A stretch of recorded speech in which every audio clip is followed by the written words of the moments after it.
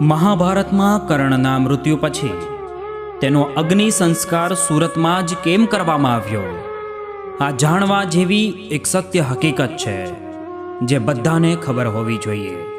મિત્રો, તમે મહારાણી કુંતીના સૌથી મોટા પુત્ર કર્ણની જીવનગાથા વિશે તો ઘણું બધું સાંભળ્યું હશે, પરંતુ શું તમે તેના મૃત્યુ વિશે જાણો છો? તો આજે અમે તમને મૃત્યુ અને તેને સંબંધિત રહસ્ય વિશે જણાવીશું, જેનાથી લગભગ તમે અજાણ હશો.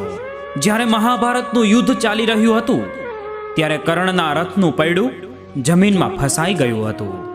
ત્યારે કર્ણએ અર્જુનને જણાવ્યું કે હે અર્જુન, જ્યાં સુધી હું મારા રથનું પૈડું જમીનમાંથી બહાર ન કાઢી લઉં ત્યાં સુધી તું મારા પર વાર નહીં કરે. આ સાંભળી અર્જુન અટકી ગયો.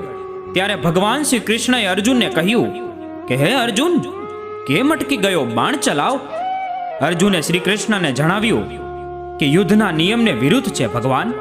ત્યારે ભગવાન શ્રી કૃષ્ણએ અર્જુનને યાદ અપાવ્યું કે જ્યારે અભિમન્યુ એકલો જ બધા યોદ્ધા સાથે લડી રહ્યો હતો ત્યારે યુદ્ધના નિયમોનો ખ્યાલ નહોતો રહ્યો. ત્યારે શું પિતામહે યુદ્ધના નિયમો નહોતા બનાવ્યા? અને એટલું જ નહીં, ભરી સભામાં દ્રૌપદીને વેશ્યા કહેવામાં આવી હતી. ત્યારે આ સાંભળી અર્જુનને ગુસ્સો આવ્યો અને કર્ણ પણ બાણ ચલાવી દીધું. અર્જુન દ્વારા ચલાવાયેલું બાણ કોઈ સાધારણ બાણ ન હતું જેનાથી કર્ણ બચી શકે. તે પાસું પસ્ત્ર હતું જે ભગવાન શિવજીના વરદાનથી અર્જુનને મળ્યું હતું. જ્યારે પાંડવો 14 વર્ષના વનવાસ માટે ગયા ત્યારે ભગવાન શ્રી કૃષ્ણએ 5 પાંડવને અલગ અલગ તપસ્યા કરવા માટે મોકલી દીધા હતા. તેમાં અર્જુને ભગવાન શિવજીની તપસ્યા કરી હતી અને ભગવાન શિવજીએ તેને પાસું પાસ્ત્ર વરદાન આપ્યું. અર્જુનના આ બાણના વારથી તડપી તડપીને કર્ણ પોતાના મૃત્યુની રાહ જોઈ રહ્યો હતો. ત્યારે ભગવાન શ્રી કૃષ્ણે કર્ણની પરીક્ષા લેવાનું વિચાર્યું અને બ્રાહ્મણના રૂપ ધારણ કરી કૃષ્ણ ભગવાન કર્ણ પાસે આવ્યા અને કહ્યું કે હે કર્ણ, મારી પુત્રીના લગ્ન છે અને મારી પાસે તેને દાન આપવા માટે સોનું નથી, તો મને સોનાનું દાન આપ.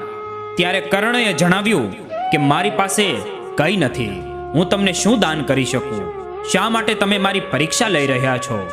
ત્યારે બ્રાહ્મણે કહ્યું કે હજુ પણ તારી પાસે સોનાનો દાંત છે દાન આપવા માટે. ત્યારે કર્ણએ જણાવ્યું કે પથ્થર મારીને મારો દાંત કાઢી લો. ત્યારે બ્રાહ્મણે જણાવ્યું કે દાન આપવું હોય તો મારાથી પથ્થર મારીને ન લેવાય, તારે જ આપવો પડે આ દાંત. ત્યારે કર્ણએ પોતાના હાથે દાંત પર પથ્થર મારીને દાંત કાઢી બ્રાહ્મણને આપ્યો. ત્યારે બ્રાહ્મણે કહ્યું કે દાંતને પવિત્ર કરીને આપ. ત્યારે કર્ણને પોતાનું બાણ જમીન પર ચલાવ્યું તો ત્યાંથી ગંગા નદીની જળધારા થઈ અને દાંત પવિત્ર થઈ ગયો. ત્યારબાદ કર્ણ સમજી ગયો કે આ બ્રાહ્મણ કોઈ દેવતા છે અથવા તો ખુદ પરમાત્મા છે. માટે તેણે બ્રાહ્મણને કહ્યું કે તમે જે હોય તે મને તમારું અસલી રૂપ દેખાડો. ત્યારબાદ ભગવાન શ્રી કૃષ્ણ પોતાના અસલી રૂપમાં આવ્યા અને કર્ણને જણાવ્યું કે તું ખરેખર મહાન દાનવીર છે. તારા જેવો દાનવીર આ જગતમાં બીજો કોઈ નથી. માટે હું તારા કર્મથી પ્રસન્ન છું. તું જે માંગીશ તે આપીશ, માટે કોઈ વરદાન માંગ કર્ણ. ત્યારે કર્ણએ કહ્યું કે આમ તો મેં ક્યારેય કોઈ પાસે માંગ્યું નથી, પરંતુ આજે એક વરદાન માંગુ છું કે મને જન્મ એક કુંવારી માતાએ આપ્યો છે, માટે મારા અંતિમ સંસ્કાર પણ એક કુંવારી જમીન પર થાય તેવું હું ઈચ્છું છું. ભગવાન શ્રી કૃષ્ણએ પોતાની અંતદ્રષ્ટિથી કુંવારી જમીન શોધી કાઢી તો તાપી નદીના કિનારે અશ્વની કુમારના મંદિર પાસેની જમીન કુંવારી હતી. ત્યારબાદ ભગવાન શ્રી કૃષ્ણ અને 5 પાંડવોએ કર્ણના અંતિમ સંસ્કાર ત્યાં કર્યા હતા. ત્યારે પાંડવોએ પૂછ્યું કે આ કુંવારી જમીન જ છે, એવું કઈ રીતે સાબિત થાય? ત્યારે કર્ણ પ્રગટ થયો અને જણાવ્યું કે તાપી મારી બહેન છે, અશ્વની કુમાર મારા ભાઈઓ છે અને હું સૂર્યપુત્ર છું અને મારો અગ્નિદાહ એક કુંવારી જમીનમાં જ થયો છે. ત્યારે પાંડવોએ જણાવ્યું કે હે પ્રભુ, અમને તો ખબર પડી ગઈ કે આ એક કુંવારી જમીન છે, પરંતુ આવનારી પેઢીને કઈ રીતે ખબર પડશે?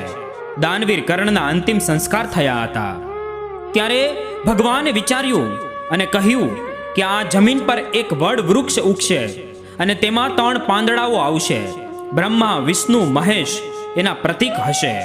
અને આગળ જણાવ્યું કે જે કોઈ પણ અહીં સાચી શ્રદ્ધાથી પ્રાર્થના કરશે તેની મનોકામના અહીં અવશ્ય પૂર્ણ થશે. મિત્રો, આ વડ વૃક્ષ આજે પણ છે અને આજે પણ તેમાં માત્ર 3 પાંદડાઓ જ છે, જે વાતની સાબિતી આપે છે કે દાનવીર કર્ણના અંતિમ સંસ્કાર ત્યાં જ કરવામાં આવ્યા હતા. મિત્રો, સૌથી મજેદારની વાત તો એ છે કે આ વડ વૃક્ષ આપણા ગુજરાતમાં છે. સુરત શહેર તાપી નદીના કિનારે આવેલા અશ્વની કુમાર મંદિર પાસે આ 3 પાંદડાવાળું વડ વૃક્ષ આવેલું છે. અને કદાચ એટલા માટે જ આજે સુરત શહેરની દુનિયાભરમાં બોલબાલા છે.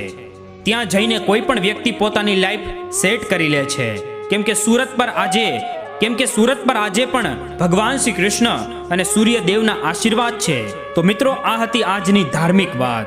જો ગમી હોય તો લાઈક કરો, શેર કરો અને તમારા ફેમિલી ગ્રુપમાં આ વિડીયોને શેર કરવાનું ભૂલતા નહીં. આભાર.